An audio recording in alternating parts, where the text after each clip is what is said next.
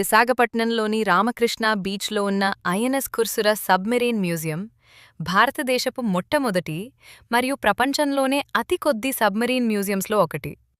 ఇది ఇండియన్ నేవీకి సేవలు అందించిన real submarine.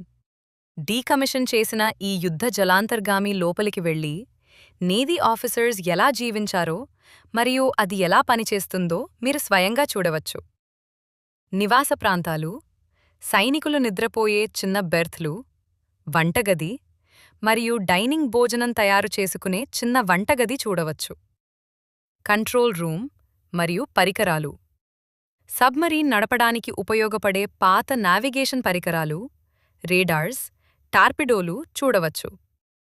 Officers cabin, submarine captain మరియు ఇతర ఉన్నతాధికారుల క్యాబిన్లను స్పష్టంగా చూడవచ్చు.